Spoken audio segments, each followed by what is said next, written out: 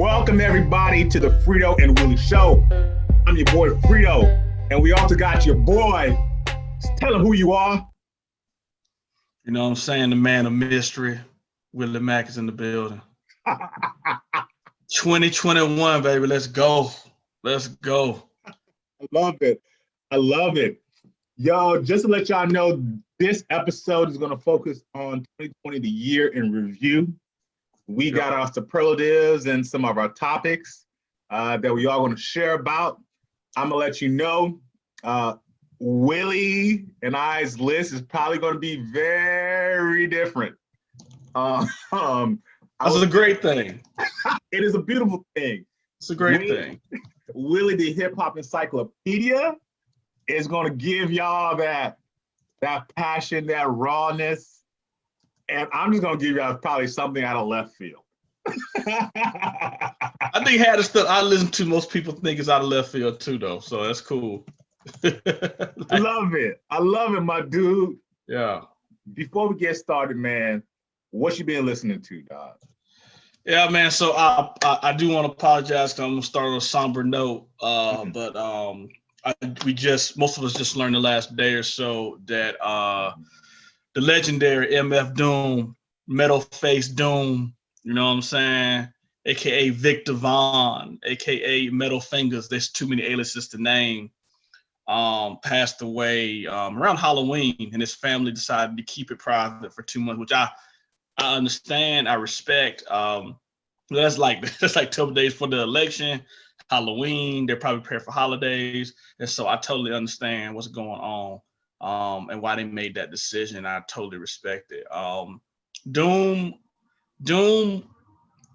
in that category along with ODB as, you know, that musical artist, that lyricist that no one sounds like. There's no father to their style. And Doom was just so eclectic, so incredible.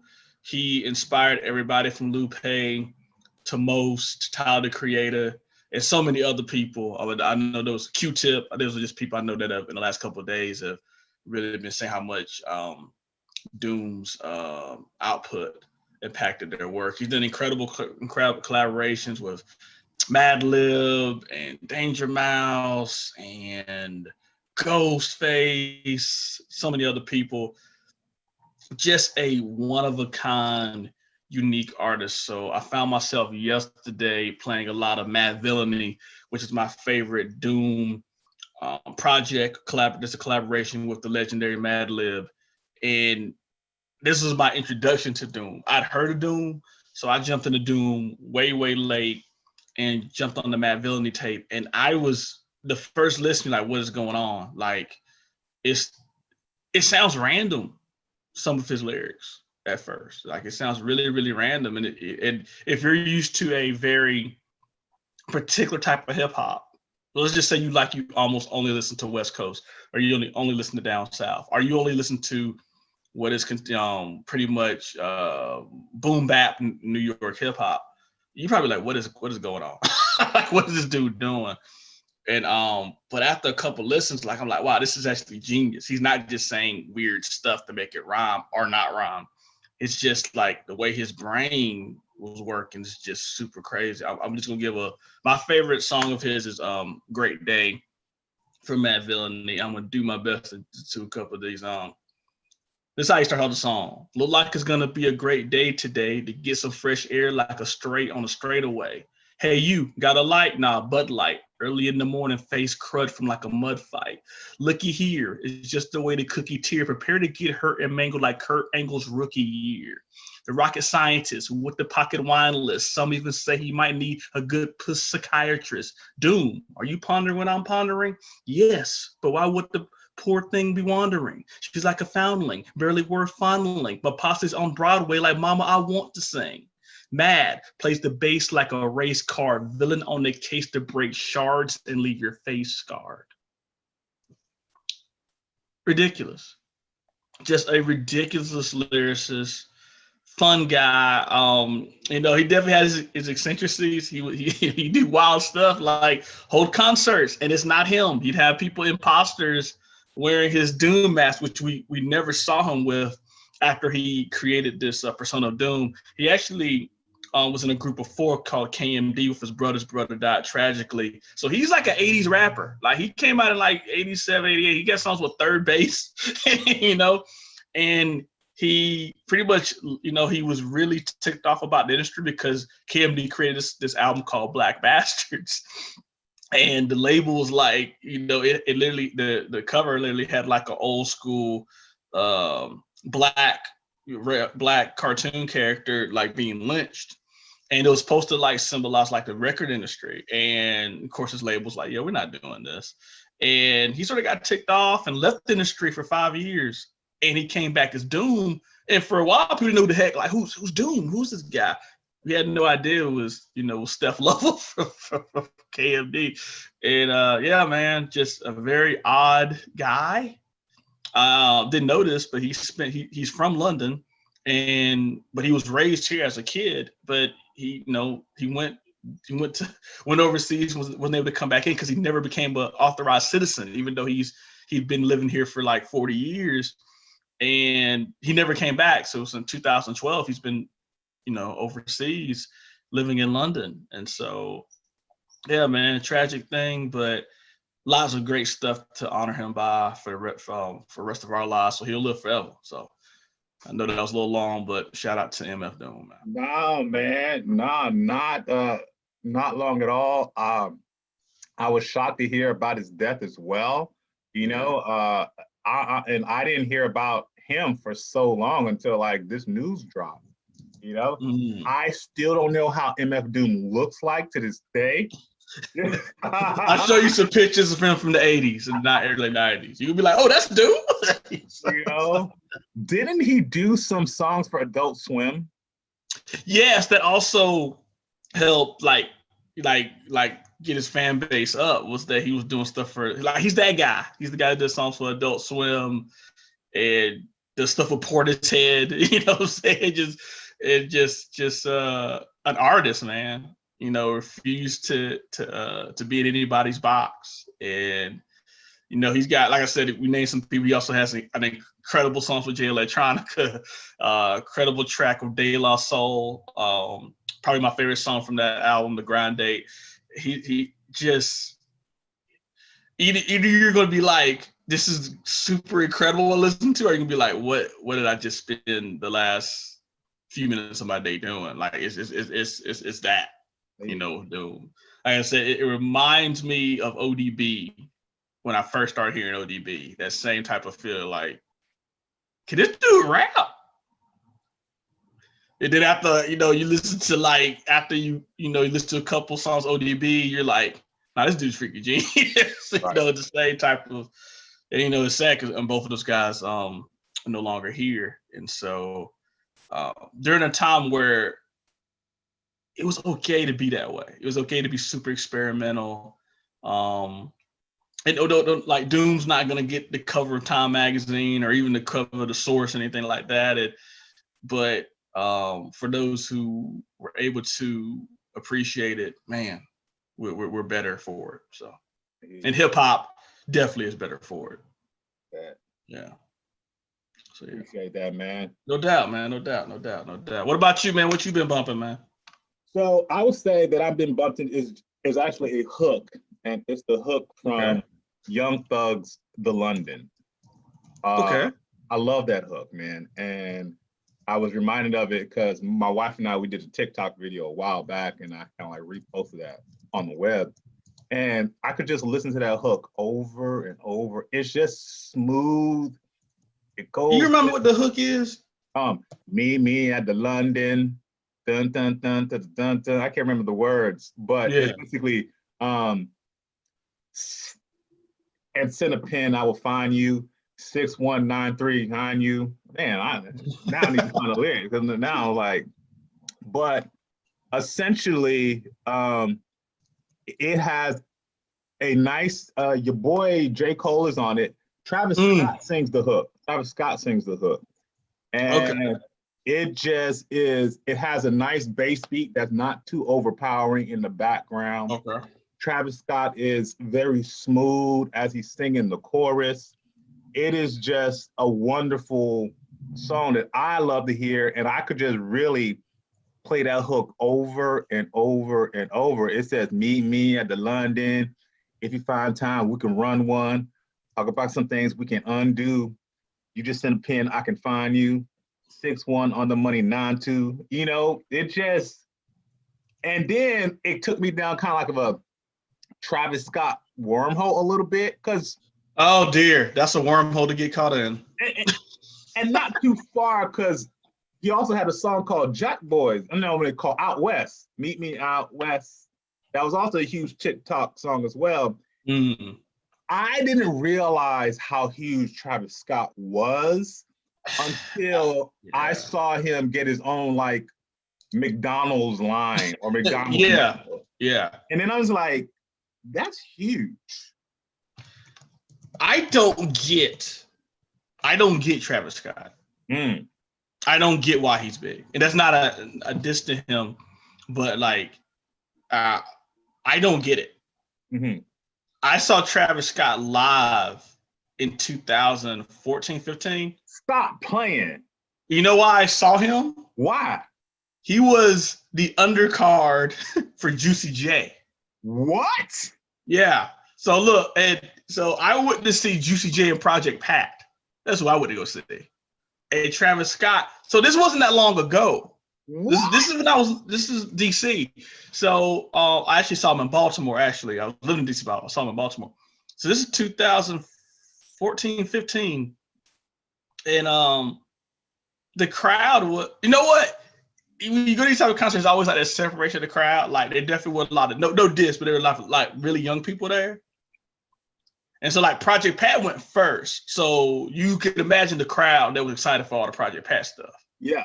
There was a mixture of older cats like me and some of the more brolic cats in the room. Yeah. You know what I'm saying? You know what I mean? The cat is short with cream t-shirts and shit. You know what I'm saying? And the ones that wear black Air Forces, you know that crowd. You know, grills, you know, that was that crowd. And then like Travis Scott came on, and like it was like this influx of people started to move towards the front, and it was more the like hipster, young girls, pink hair. No, this I'm being stereotypical on purpose, but it was like that type of crowd. Yeah. And like my crew is like all at the bar. We're like, it's time to go to the bar now. Like we go to the bar to get some drinks or whatever, because this isn't for us. I had no idea he was a star. None. Zero. So when I saw that he was starting to get bigger, I was just like, how's this happening?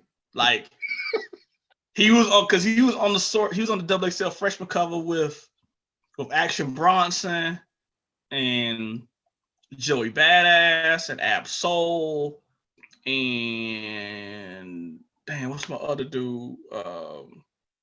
Schoolboy Q. Like he was on that cover. I think Danny Brown, and like all those people were Future. Like so, like we were all more excited about. I think I'm getting this right. We were all more excited about those people. Yeah. Than Travis Scott. So to see that Travis Scott has become like this super thing. You know, he has his own special on Netflix. I mean, yeah, man. Yeah, he has his own special on Netflix. Like he's huge, man. I don't get it, but I don't get that. I don't get it at all. I don't get it. Listening again, I'm no expert. Just listen to a couple of his songs. Mm-hmm. From a musical standpoint, it just seems like I'm still here, man. It just seems like he's very melodical. He just catches some type of vibe with you. Because his hook, like I was saying, on the London, that was him singing the hook. And I could listen to that hook over, and I could just listen to that hook on repeat because it is so, the vibe of it is just so nice. And yet he's coming through with, you know, what seems like that superstar swag that, you know, just some people have and some people don't. He's not as, from what I can tell, as emo-like as like maybe an XXXTentacion, you know? Gotcha. but he's kind of like a perfect blend of it, kind of like that melodical, emotional, just energy mixed with his superstar quality. And, you know, he's dating a Kardashian too.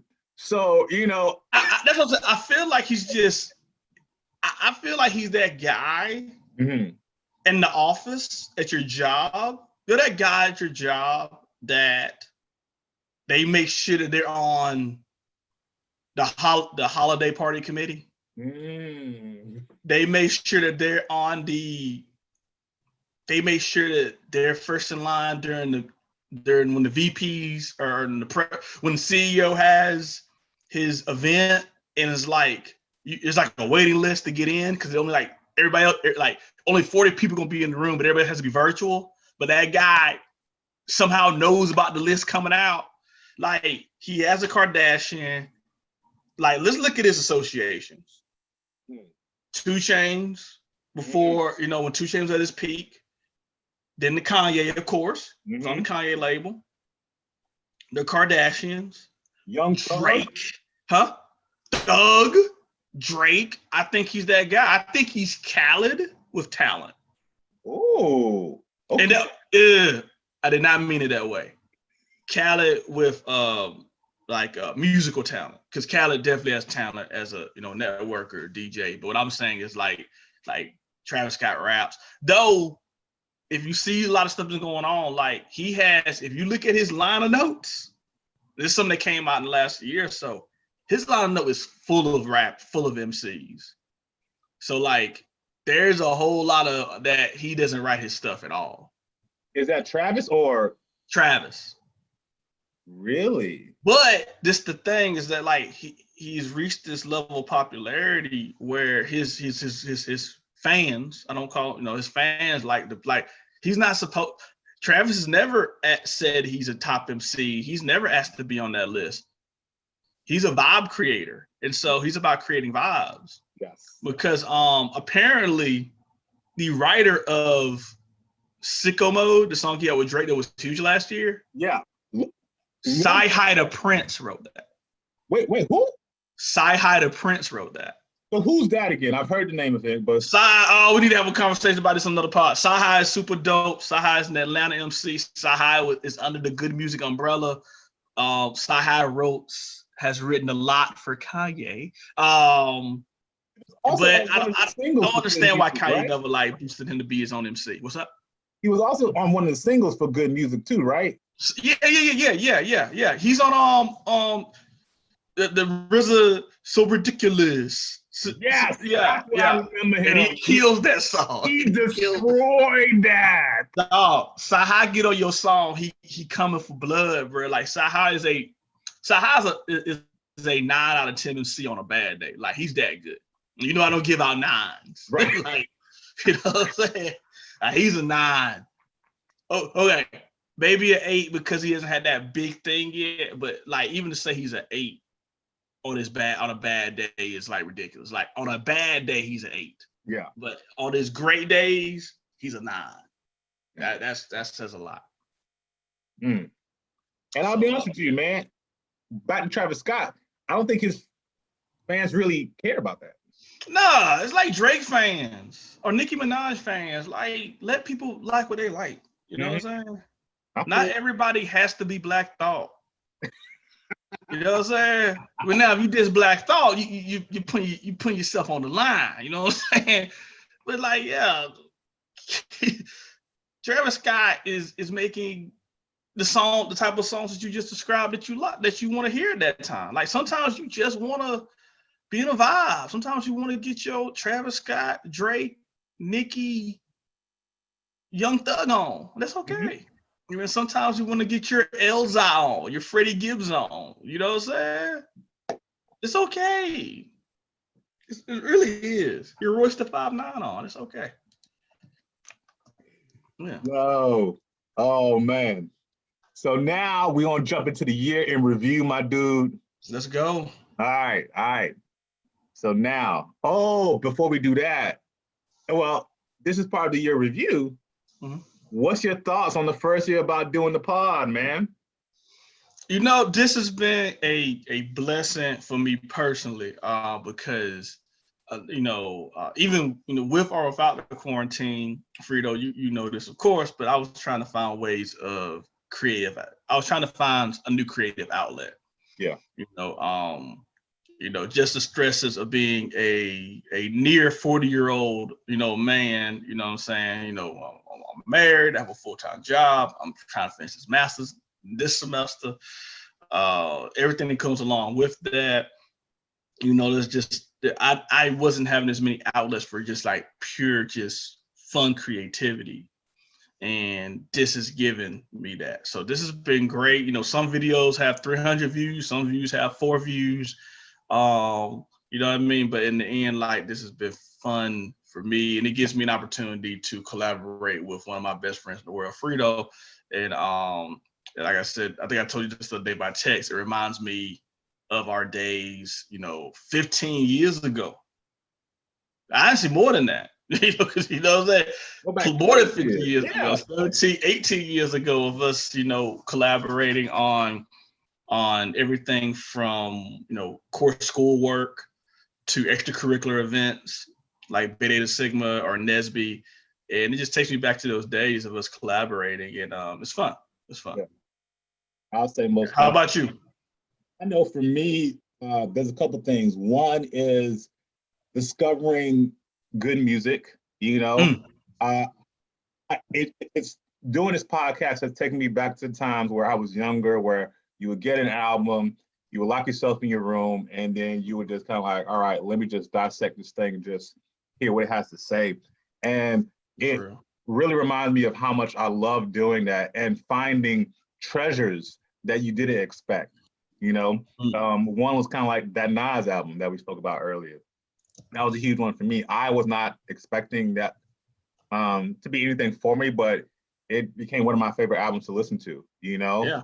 So that's something like that. And then honestly, man, having a good conversation with one of my homies, man, one of my best homies in the world about something that we love, dog. Like, it's just good because, beforehand we still spoke, but of course with life and all that's going on with life, we weren't able to speak like we were able to back in the day. I have a child, I have a full-time job, I'm married, and also too, we also have a business that we're running too, so it's just kind of Bartoo's Naturals, baby. Get your skin right. Get your skin right. So, all those things is kind of like, it's just busy where we can't really collab like we normally do.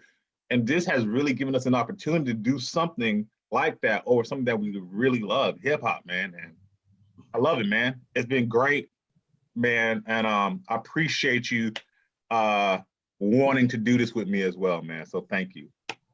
Same with you, man. Same with you. So we hope the fans or the viewers, we hope you guys have enjoyed this experience, and this is our second calendar year doing this, and we look forward to giving you guys more, man. For sure. Now with that, let's get into the hip hop superlatives, my dude. All right, let's go. All right, so the first one we got, hip hop song/lyrics you had on repeat. All right. So we've already talked about Walking in the Snow, so I'm not going to go too much more on that, but they do have a new video out there, which is incredible. I'm just going to give a couple because they're just a really great year for hip hop. And some guys I have not talked about a lot this year. I do want to talk about just three in particular, though there's way more. Freaking Benny the Butcher, man. Oh man, like his album, and we're gonna talk a little bit about that. We talk about the albums, but his guest verse on Freddie Gibbs, Frank Lucas song. This is the thing, like Benny and Frank, y'all need Benny and Freddie, y'all need to just go ahead and make a whole full disc. I need a good 12, 14 tracks y'all together. Like, it's that good. Like every time these two people get together, they create magic. Like, they are incredible. But Benny, man, oh my gosh. Bird me with ratchets. Let the feds tell it. Apparently I'm active. Gucci hoodie smell like kerosene and ashes. Don't get carried away. I've been up and look how carefully I stack it. Got your advance check buried in the mattress with the Yankees on a pennant run. You needed soldiers? I heard you rented some. Telling war stories and you ain't been in none. But look what I converted to. From letting burners loose out convertibles. My B gonna be the driver for a purse or two. My finger could never point. You know, P best when it's moist. Got a hammer and brick from a plug I met in the joint. Miami, Super Bowl weekend, I got head in a Royce. We chasing cheddar, of course. I wouldn't care if it's Deutsch.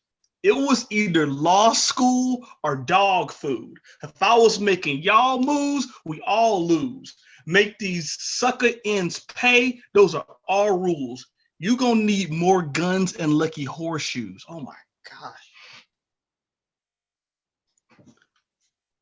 Benny crazy, man. Benny is that Jada Kiss. We talk a lot about Kiss on this thing, but he's carrying, he and Freddie are. They're carrying that,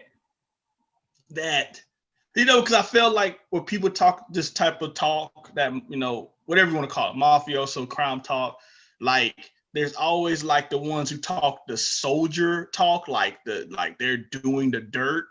And then there's like that high art that then you have like the people like Jay's and Biggie who always talk like they were the king, super kingpins. There's an art of being that person in the middle. And like the Jada Kisses, the Loxes in general, the Locks, Raekwon, Ghost, Cool G Rap, they were able to talk that level talk, which I think is the most exciting out of all the three, you know, three hierarchies of crime life.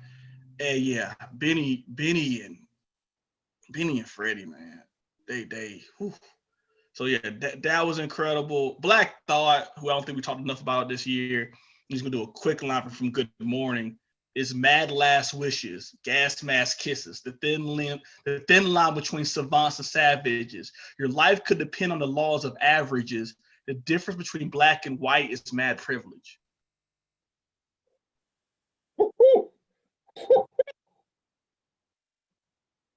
Like, Thought makes it seem so effortless. Like it is. I can't imagine sitting in the room with Thought. He writing this stuff, and you sing that with your little pad, and you like.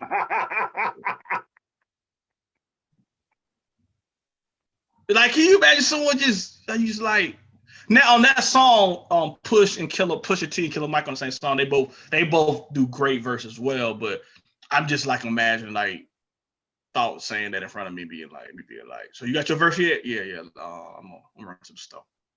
Come back tomorrow. And then Royce had a great year.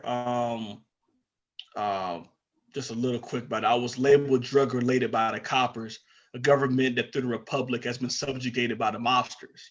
Martin got shot in the Lorraine balcony, became alchemy. Was spit on at the hospital, was suffocated by the doctors. Michael was sniped at 6 p.m. precisely by a laser. Mac Miller died pleading for his life, reciting God's prayer. Mackley conceived the product of Nas's labor. Ain't shit like me, I'm Chris Lively, I'm Violator.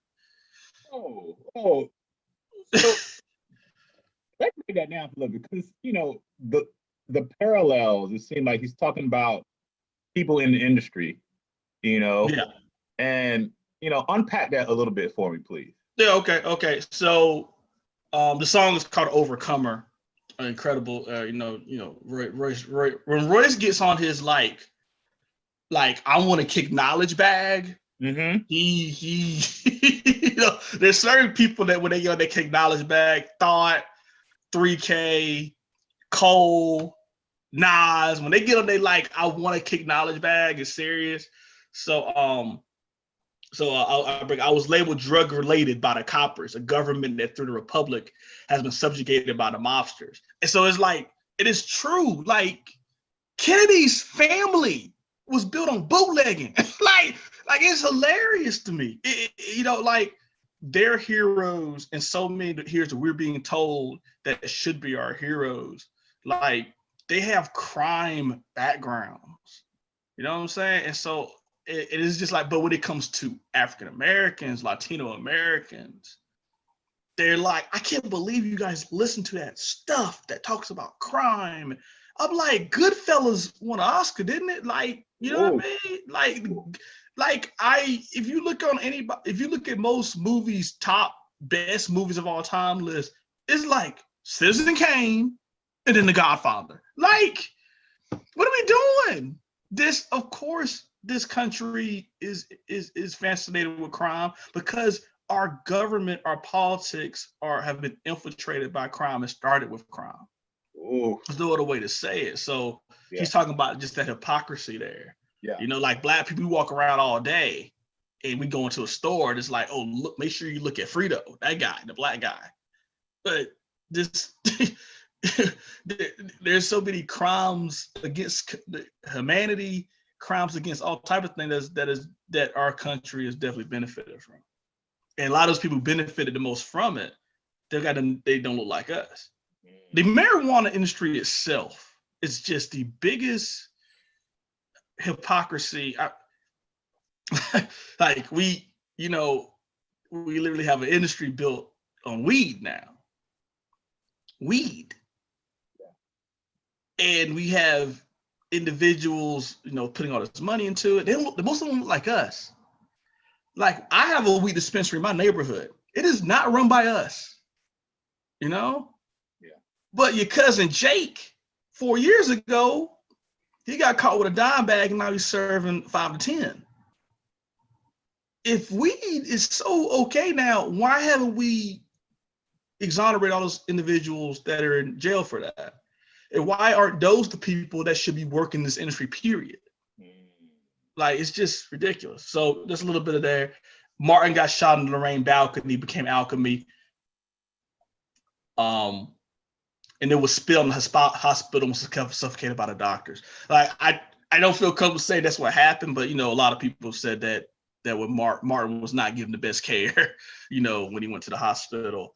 And then the parallel to that is Michael Jackson. Michael was not that 6 and 9 precise about later. So Mike died in the hospital too. You know what I'm saying? That's the parallel of Michael Jackson. Mac Miller, of course, is one of his guys, but Mac Miller died pleading for his life, reciting God's prayer, immaculately conceived the product of Nas' labor. So what he's trying to say there is that, he's keeping this hospital type of metaphor extended, but the fact that like Nas, birthed a lot of the current MCs including him and Mac Miller. Ain't shit like me. I'm Chris Lighty. I'm Violator. Chris Lighty was a super record executive that helped spawn the careers of Busta Rhymes, A Tribe Called Quest, 50 Cent, and LL Cool J, a lot of individuals. But even himself, the depression of his life, led to his suicide. And so, just real crazy parallelism there by Royce. Yeah. That was awesome, man. That was awesome. Thank you very much for taking the time. No doubt, man. No doubt. Thank them. I just copied and pasted. What about you, man? What you been feeling? What were your standouts for this year? So one is that has been giving me writer's block for so long, and that has been one of my most said lyrics in my head forever. It's from Andre 3000's or Outkast is The Return of the G. Andre 3000 is saying, every time I try to get a piece of mind, someone else always try to get a piece of mind. So I grab my piece. And that has always stayed with me for so long because, I feel like he's using double entendre because you're just like, what piece is he going to get? Is he going to get some type of internal piece? Or is he going to get his tool, like his gun, in order to quiet down piece that others are taking from him? You know what I'm saying? Like, so it's just kind of like, or are they trying to get a piece of his physical property, his money? It's kind of like, you're going into so many things. Yeah, man. And I'm just trying to figure out how to creatively, portray that. And it just always stays with me because he says so little, but says so much. And like, maybe like, who knows, like 20 words. And I just love that line because it just has so much depth to it, And so that's kind of like one of the lines that has been staying with me and will stay with me forever. Yeah, man. Oh, yeah. That's how the album starts off too. After the incredible intro, that's how Return to G started the second track with the album. And so, oh, yeah. And the way he says it, he sounds so frustrated. It's so. Then of course he goes nut job in the verse. Mm-hmm. Like it's so much frustration. It definitely one of my top 5 3000 verses, man. Most Cause you got enough to buy an ounce. You got enough to buy an ounce, but you don't got enough. You can't get to take these kids to the park. So they grew up being like, yo, sorry ass. Robbie Casson brought us daylight. Yo, like I said, when they get in their bag, that knowledge kicking bag, woo. Watch out. You know what I'm saying? I got nerves to say that we gospel rapping, but y'all bouncing to shoot the shit. Talk about time traveling, rhyme javelin, something mind unraveling. Oh my gosh. Woo! That was a senior year of college. I'm sitting here like, I gotta get myself together. I'm senior year of high school. I gotta get myself together. Woo! He ain't playing around. This how the album started. Anything else, man? Any other lyrics, man? All right, that's it, man. We can head on to another one, another superlative, man. Defining hip hop moment / album artist of the year. What? Ooh. You know what? I'll start this off since you started off. Okay. So for me, it is Roddy Ricch's The Box. And the song. Yeah. And not really the single. So the single, yes, it's awesome. Okay. But TikTok propelling it to #1 on the Billboard charts. So what we had to realize here, I did not know Roddy Ricch, but I am super huge on TikTok. And so I was seeing earlier in the year all the videos being made from this pull it out the box, and like people just creating their own visuals to the song. So then I was just like, yo, who is this? And then that's when I was like, okay, Roddy Ricch. But then I was hearing that because it got so much traction from TikTok, it got propelled to #1. Realize, guys, this was never supposed to be a single.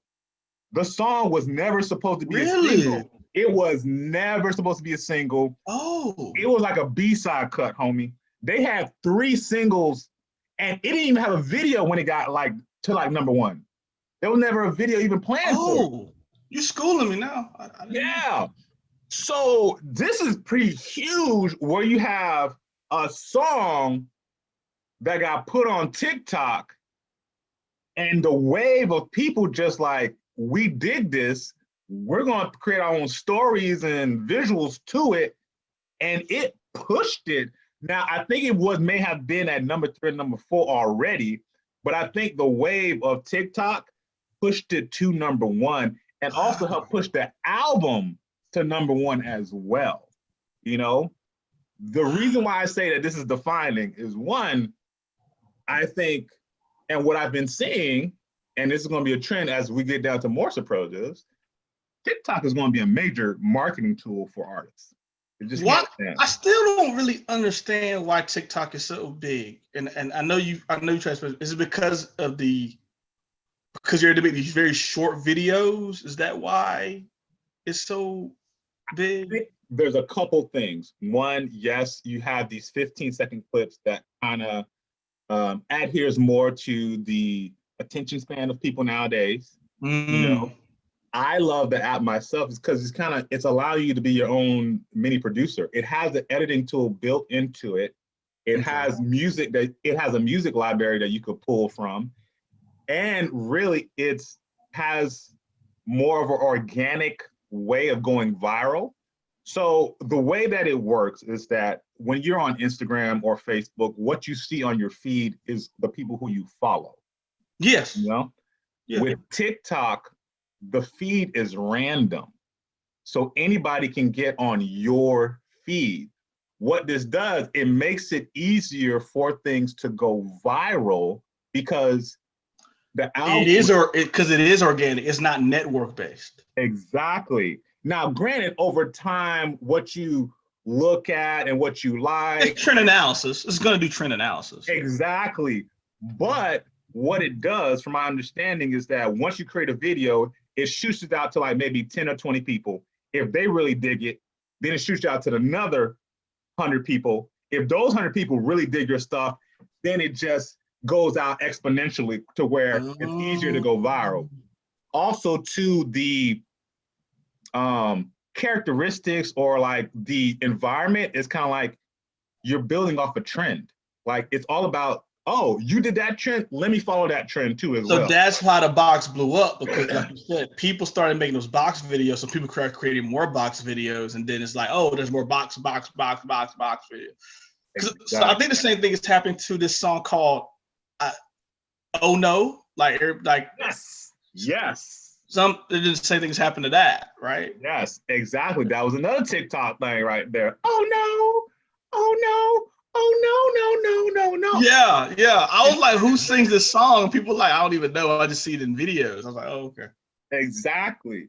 So really, if someone, and I think probably record companies are already doing this, they're going to say like, hey, artists, put out a song and, you know what I'm saying? See if it bubbles up on TikTok. See if it bubbles up and you just create the videos, because again, it's not like maybe like the first or second video, it's maybe the 40th video that you put to your track, to where it's kind of like, boom, people are finally catching it. And you could just experiment where like, well, let's put a dance to it. Well, let's put something else to it. Let's put this other visual to it. You know what I'm saying? And so to help it blow up. So that's why I think that's huge, because here you have this social media app that blew it up. You know what I'm saying? And it's kind of like, here you go, man. Wow. Okay. Yeah. Man, so that's why I say that's one of my defining moments in this year. What you Anything else you want to talk about with that? Nah, man. And what you got? So for me, it's lyricism maybe back. Ooh. And so I already talked about it. So I already talked about a lot of it in the previous thing, but like I want to just talk about very quickly about some albums that came out this year of cats. So my album of the year. Okay. I'm gonna do 1A and 1B. Everything else you'll say is a great album, but 1A and 1B isn't gonna be no surprise. I keep talking about the same two people. Run the Jewels Part 4. Like, them cats rapping on every track. Rapping. Like, but, you know, I know they're a little disappointed that they didn't get nominated for the Grammy or whatnot. I don't know what they got to do to get nominated for a Grammy, because the funny thing about this year with the Grammys, they nominated lyricists. Like, you know, the people who got nominated this year, you know, Freddie Gibbs, D Smoke, Nas, I think Royce got nominated, and Jay Electronica not nominated. Royce got nominated. I think Royce got nominated. If he did not, apologize. But I know 5 lyricists got nominated. Yeah. And I'm like, wow. So like, yeah, Run the Jewels. Number 2, so 1B is Freddie Gibbs and Alchemist Alfredo. Like, they rapping up. Black Thought came out with Screams of Thought Part 3. We already talked about that. He's rhyming. Benny the Butcher, Burden of Proof, he rhyming. Conway the Machine from King to a God, he rhyming. Elzai from Slum Village put out a great underground track, 7 times down, 8 times up. He rhyming. Royce did 5'9", rhyming. Goody Mob, Survival Kit, very big surprise that they came out with a new album. You look at the prize. Did you not know this? I don't think I heard about this. Yeah. Goody Mob got an album, Survival Kit. Big Boy and 3000 do make an appearance on a couple songs. Chuck D does the intro. They rhyming. Busta Rhymes, Extension Level Vent 2. Oh, yo, he's bringing back a lot of that boom bap, crazy Busta stuff. It was real refreshing to see him back on the scene with some really good cuts. So with that album, I gotta give it another listen to because I just listened to it once. And it's a pretty dense album. It was surprisingly dense. There's a lot going on. Yeah. But that's how ELE Part 1 was too. Right. Yeah. Like, it was a lot going on. You know what I'm saying? And so, like, that's just Busta, super eclectic. He's rhyming his butt off. I think we talked about Nas, King's Disease, Chica, Industry Games. But the biggest surprise, though, Jay Electronica actually putting out work this year. That caught me off guard. So, Written Testimony is a very divisive work by Jay Electronica because it really is not a solo album. Jay-Z's like on 6 freaking songs, and I'm gonna keep it really real. Jay-Z out-rapped him on most of those songs. I mean, Jay-Z's a freaking GOAT, so there's nothing to be ashamed of that. I mean, it's Jay-Z. It's Jay-Z. But it was a little disappointing. As much as I enjoyed some of the songs, it was like, man, like, I sort of want a Jay Electronica tape. I've been waiting on this for a Jay Electronica tape. It is more like Jay. It felt like, Jay Electronica was like, yo, let me call up Mike Jordan to jump on my team real quick. You know what I'm saying? It's like, it's like if Patrick Ewing finally got a ring, but he was like, yo, Mike, I need you to jump on here with me. You're still happy that Patrick Ewing got a ring because Patrick Ewing deserves a ring. Patrick Ewing's a freaking Hall of Famer, top 50 all time, probably top 10 center of all time, but it's not going to be as, awesome. You know what? It's like Kevin Durant when he jumped on Golden State. That's what it was like. It was like Kevin Durant. It was like Kevin Durant's a freaking beast. Like, when is he going to get his shine? Then he hooks up with Steph, and it's like, I don't know if it counts as much. But I said all that. Then the bigger surprise, which no one saw coming, was that he released Act 2, the fabled album that got canceled. He released the very uncut version of that. And it's uncut, like super uncut. Like, there's parts where you're like, is this the whole sample? And he just threw this whole sample in there. It's not edited. It's not laced. It's nothing. And there's a lot of confusion in there. And I think I understand why it didn't get released, because this might have been over the heads that I think he wanted. Everybody says they want to be underground until them checks start coming in. It's like, I think I do want to hit. I think I do want to hit. I think I do want to. It's just the truth. And so that's what I felt like Jay Electronica did. It was like, man, like, I could give them me. This is so stressful. Let me get the most recognizable rapper on the planet to help me out. Act 2 was fun, though. It's fun. It's raw. I see where he was going with it. I think it had the potential to be a really great album. But I'm just happy that I got it. As raw and as uncut as it is, there's definitely some real moments in there which I think are incredible. And then there's parts in there where I'm like, wow, this really got recorded. You know what I mean? But even that I'm cool with. So that's my surprise of the year. The lyricism is back, and that Jay Electronica actually put out products. 2. I was happy with 1, and he put out 2. And I may be happy with Act 2 than with a Written Testimony. So, yeah. It's funny that you say that lyricism is back because it seemed like it's just not put up to the forefront. Because I know, because I'm speaking with you, I'm exposed more and more to more lyrical content that is out there, that if I was just on this hip hop journey myself, I would not hear much about Benny the Butcher. I would see his name every now and then, but I wouldn't know how lyrical. I wouldn't know that TikTok is ruling the world if it wasn't for you. I'd be shocked when stuff gets big. I literally be shocked. Like, people like, oh man, you heard Roddy Ricch? I have no idea what you're talking about. He has the #1 song in the world, Willie. I'm like, never heard it. It didn't. Because I do, don't listen to the radio. This is sports radio. So, like, when I finally put it on, I was like, is that a bed sound? This is what y'all excited about? I'm I'm like, this is what's, you know. I mean, he is rapping on the song, but I was like, oh, okay. Like I'd be shocked. So no, man, it's great. I And mean, just so that folks know, that little ad lib was put like the final hour of the song. It was like 6 a.m. It was up like 6 a.m. And they were just like, he just had like, yo, I want to put this on. He just talks to the producer like, I want to put this. His imagination like, I want to put like, I just want to put that on there. And that really is like, it's all history from them, man. That is amazing. Mhm. That's wow. That's the story. Yeah. He's a multi-millionaire now because of Eat Food. Now, to his props, Compton rapper was getting mad love from Meek Mill and stuff like that. So he was getting some cosigns before then. Yeah. He definitely, you know, he had already who else was he really cool with?